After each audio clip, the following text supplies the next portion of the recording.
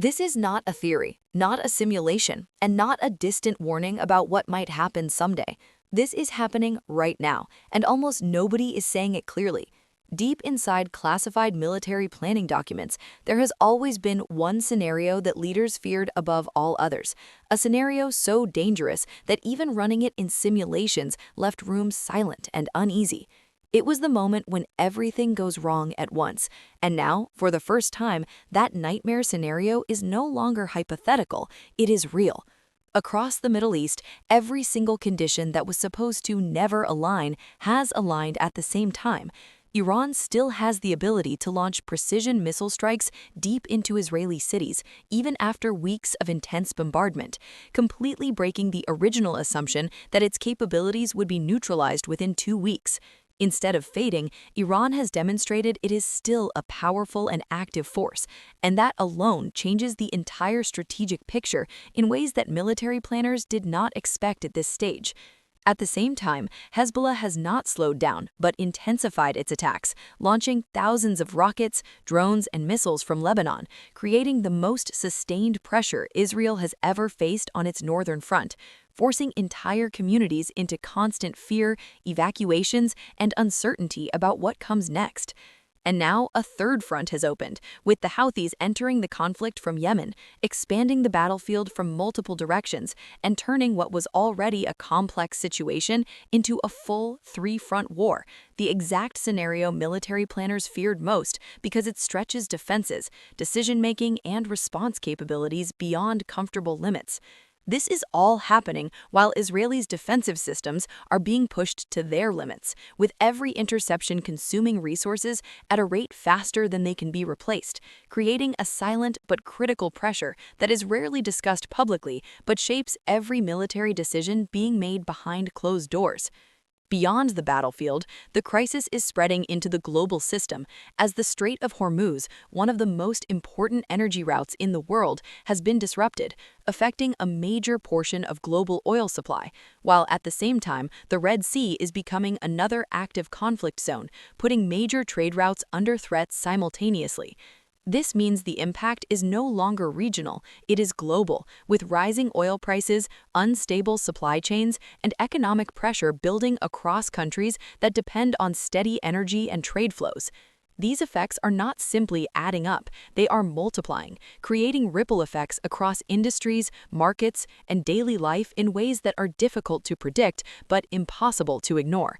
And then comes the most critical element that makes this moment different from every other moment so far, a real 48-hour window, not symbolic but structural, created by 3 overlapping pressures that are all reaching their peak at the same time.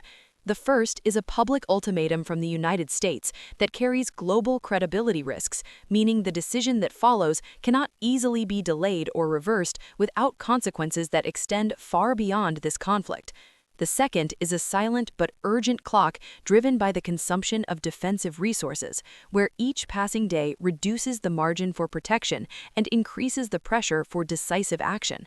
The third is Iran's strategic calculation that this exact moment is its peak opportunity to demonstrate strength before its capabilities are reduced, creating a powerful incentive to act now rather than later. 3 clocks ticking at once, all converging in the same narrow window and all shaping the decisions being made in real time. Within this time frame, major decisions are being made in Washington, Jerusalem, and Tehran, each with no easy options and each carrying consequences that could reshape the future of the region and beyond. In Washington, the challenge is balancing credibility with escalation risk. In Jerusalem, the question is how far to go in response to attacks that have crossed new thresholds. In Tehran, decisions are influenced by a complex internal system where different factions have different priorities, but where the recent actions suggest a willingness to escalate rather than step back. Meanwhile, behind the scenes, diplomatic efforts, particularly through Pakistan, may still offer a path to de-escalation, acting as a rare communication bridge between opposing sides. But even that channel appears uncertain at this critical moment, adding another layer of unpredictability to an already volatile situation. From here, only 2 outcomes realistically exist. One is a fragile negotiated pause, where no side fully achieves their goals, but all sides accept a temporary step back to avoid a larger disaster, requiring careful coordination, compromise, and timing that must happen quickly. The other outcome is a chain of escalating decisions where each response leads to another, gradually pushing the conflict beyond control, not because anyone intentionally chooses total escalation, but because no one stops the process in time. This is how major conflicts expand, not through a single decision, but through a series of smaller decisions that collectively create a larger outcome. This is the moment where history can shift suddenly, not gradually, and what happens next could redefine the balance of power for years to come, affecting not just the region, but the global system as a whole.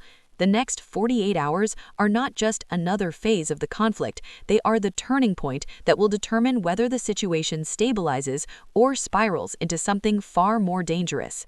If you want to stay ahead of global events like this, understand what others are missing, and break down complex situations into clear, powerful insights, make sure you follow and stay connected, because in moments like this, information is not just power, it is everything.